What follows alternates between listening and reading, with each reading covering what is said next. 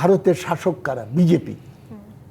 BJP হলো হিন্দু জামাতে ইসলাম। আপনি বলতে যাচ্ছেন হিন্দু জামাতে ইসলাম ওরা সাম্প্রদায়িক শক্তি, এবং ভালো করে খোঁজ নিয়ে দেখবেন এই দুই সাম্প্রদায়িক শক্তির ভেতর মিল আছে। আমাদের এখানকার স্থিতিশীলতা এবং রাজনৈতিক সমস্যার সমাধান করতে হলে গোড়ায় যেতে হবে। তার ভেতরে আমি একটা বলেছি যে জাতি গোষ্ঠীর অধিকার বলতে আমরা কি বুঝি, সেটা কি গণতান্ত্রিক ব্যবস্থার অন্তর্ভুক্ত কোনো অধিকার, নাকি ব্যক্তিগতভাবে সকলেই সমান অধিকার সম্পন্ন? আমির আর ফকির সমান অধিকার, ভোট দেয়, টাকা বেশি পায় একজন আরেকজনের চেয়ে, কিন্তু আমির যদি ফকিরের বাড়িঘর কিনে নেয় অন্যায়ভাবে বেআইনিভাবে, তার সেইখানে আইন প্রয়োগ হবে কি হবে না? হবে।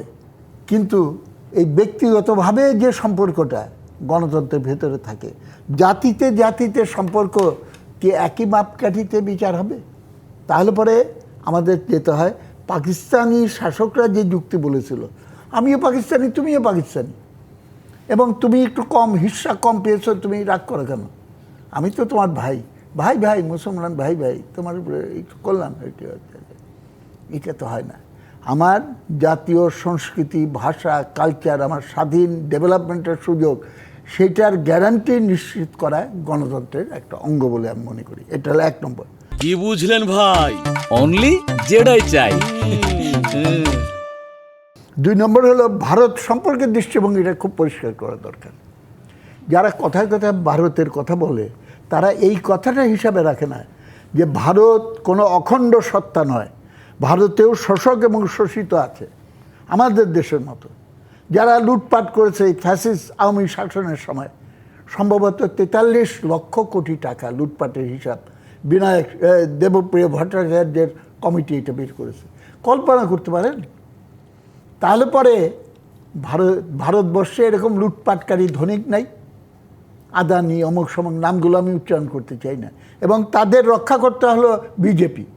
আমাদের এখানে মানুষ জামাতে ইসলাম সম্পর্কে আমরা যে আলোচনাগুলো করি, একটা ফোর্স যেটা কোর্ট বলেছে এটা কোনো রাজনৈতিক দল না, এটা একটা সন্ত্রাসী সংগঠন, এবং 71 সালের 16ই ডিসেম্বর আত্মসমর্পণ দলিলে রাখা ছিল যে আমরা পাকিস্তানের সেনাবাহিনী, এয়ারফোর্স, অমুক সব civilian and paramilitary auxiliary force সহ নিঃশর্ত আত্মসমর্পণ করলাম।